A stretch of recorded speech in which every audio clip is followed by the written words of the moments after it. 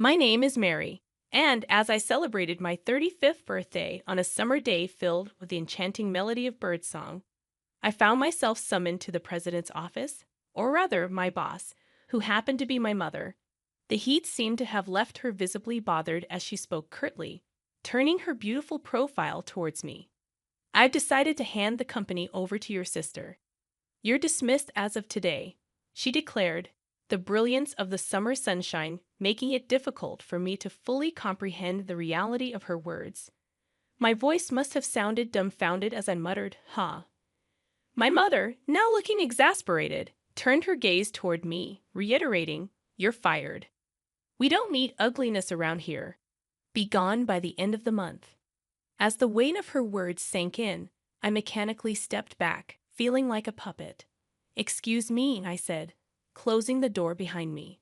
In the president's office, where only the sound of birds echoed, I mulled over her abrupt decision. However, my contemplation was interrupted when she reprimanded me.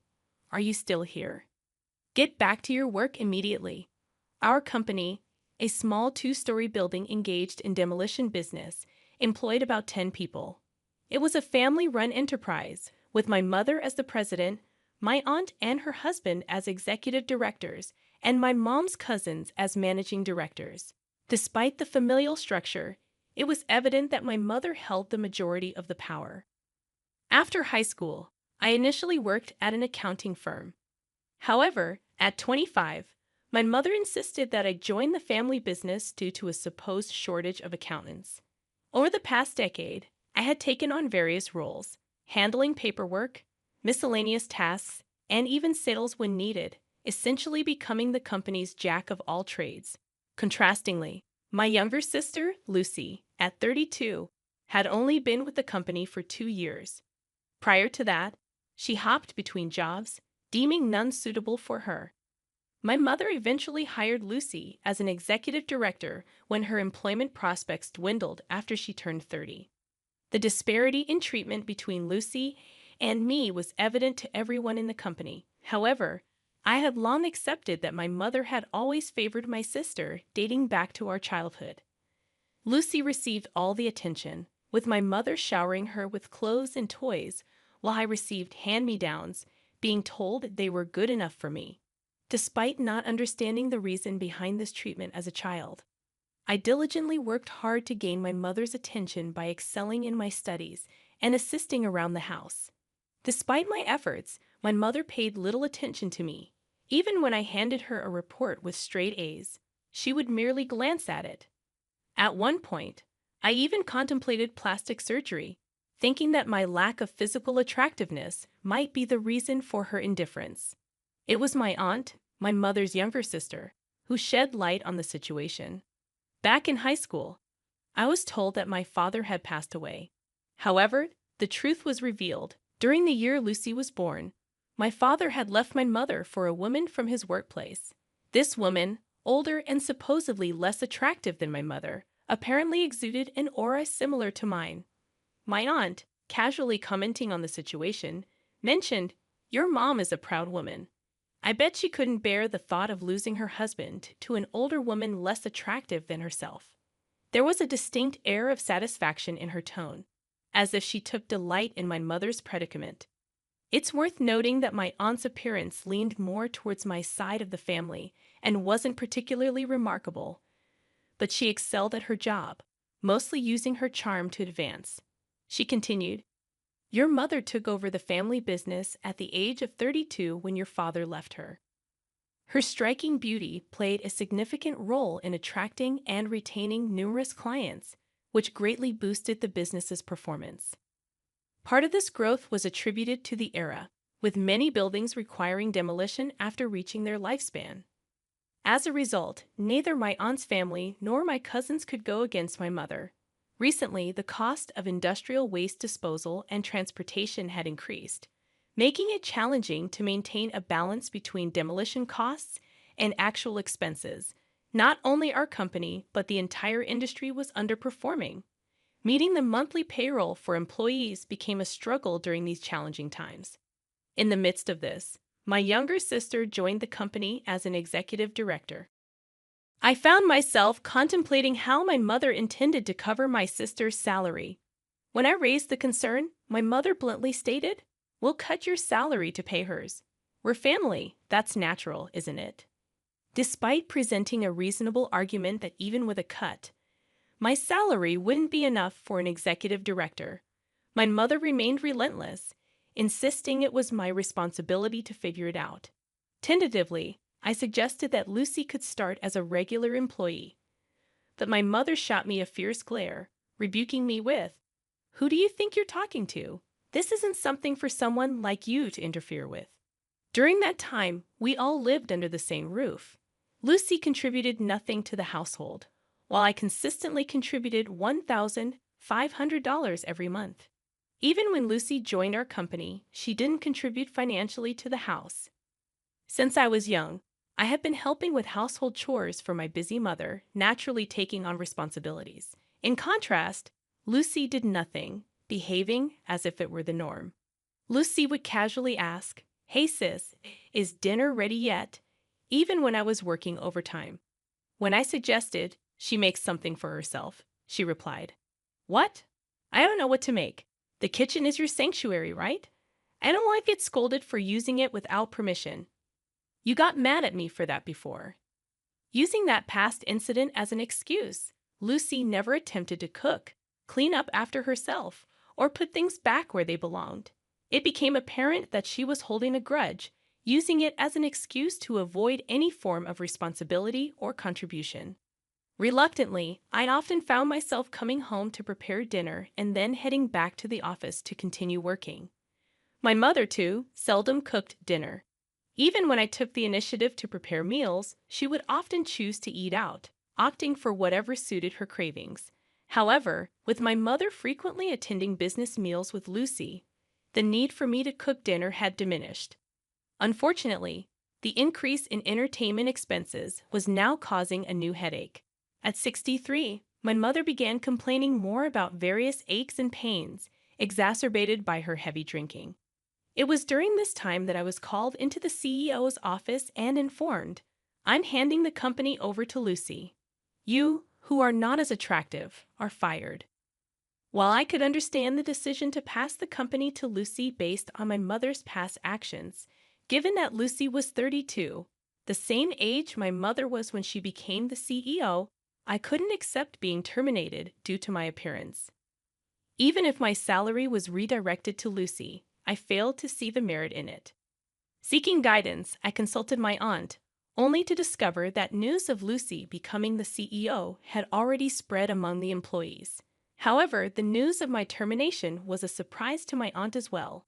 After pondering for a bit, my aunt revealed that Lucy had been expressing dissatisfaction behind the scenes. Lucy didn't like the fact that even if she declared she would handle something at the company, everyone assumed it was okay because they could always ask me for help. Perhaps, my aunt suggested, that was part of the reason. However, I argued that people only stopped asking Lucy because she consistently delivered sloppy work. Lucy was notably incompetent, missing deadlines, making mistakes on the phone, and committing numerous typographical errors. Despite having some working experience, she seemed oblivious to her lack of ability, possibly because her beauty had always led men to cover up for her mistakes. Acknowledging this point, my aunt remarked, "That's true, but I think she sees you as a nuisance." Continuing, she lamented, "I never thought they would fire you. Without you, the company won't be able to function." Despite her evident concern, my aunt refrained from confronting my mother, knowing that it would be an unwinnable battle. I couldn't shake off the disgust of being blood-related to such an utterly unreliable family. Basically, I'm hated by both my mother and my sister, right? I expressed in a dark voice. Unsure of what to say, my aunt responded, "Well, my sister is indeed terrible, but don't you think you'd be better off working somewhere else? Given all the skills you have, it's a waste to stay here." She suggested that I quit, and in her eyes, a faintly kind light of kinship glowed. Standing in the car bathed in the red glow of the summer twilight, I stared blankly at the distant mirage and felt a sense of release. Maybe it's okay, I thought. Turning to my aunt, I said with a broad smile, "You're right." It was the first time since I joined the company that I'd smiled so refreshingly. My aunt, a little puzzled by my sudden change, returned a somewhat sorrowful smile. In the following days, I busied myself creating handover documents and sorting out files to ensure a smooth transition. The end of the month, the date of my resignation, came in the blink of an eye. When I went to the CEO's office on time, the sound of birds was no longer audible. My mother and sister were happily chatting about unrelated matters. "That sales guy definitely has a thing for you," my sister remarked. Unnoticed, I cleared my throat, and when they finally turned around, my sister looked at me curiously, saying, "What's up?" "If it's about dinner tonight, we don't need it." With a sense of finality, I replied, "I'm resigning today. Thank you for everything." My sister, seemingly unfazed, laughed again, and I felt refreshed, knowing I wouldn't have to see their faces anymore. "I'm also moving out of the house, so please take care of yourselves," I told my mother as I closed the door of the company I had been at for so long. Her response was mechanical, a cold, "Okay, good work," with an emotionless face. From inside the office, I heard my sister's voice saying, "Now we won't have to see that annoying face anymore." In my heart, I muttered, "Just you watch," and left the premises. A week later, after finishing paperwork for a certain school, I checked my phone and noticed 14 missed calls from my mother in just 2 hours.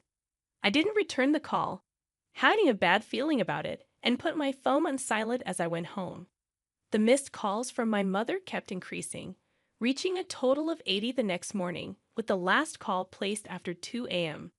I didn't consider calling her back. To me, she was now nothing more than a stranger.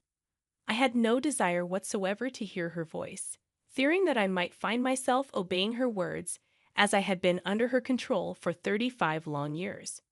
Ignoring her persistent calls, I aimed to break free from her spell. Though I could have blocked her calls, I thought they might serve as evidence of her actions if something happened. While I was receiving nearly 100 calls daily, I initially hated even looking at the incoming calls. Gradually, I got used to it, feeling a sense of satisfaction imagining my mother's face struggling with each unanswered call. A year passed in this manner, and the calls from my mother eventually ceased. I was in a state where I had no clue about what was happening with her. Throughout this year, I worked part-time while attending an online school for tax professionals. I successfully passed the exams and recently secured a job at a leading tax consultancy firm. Practical experience and various tasks at my mother's company provided me with the ability to see the bigger picture, proving to be a great asset in my new role. I felt thankful for the hard work I had put in over the past decade. The people at my workplace were wonderful, and we collaborated to get the job done, a huge contrast from the isolation and mistreatment I experienced before.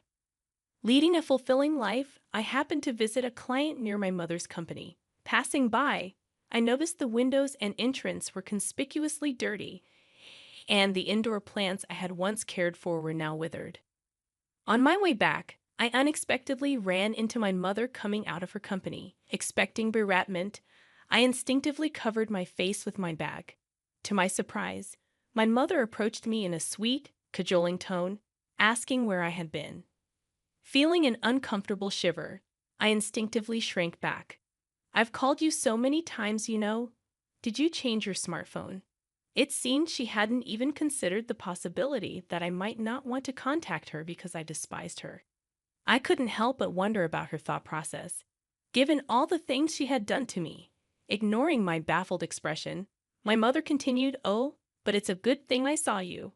Look at the state of this company. It's dreadful, isn't it? You can start working from tomorrow.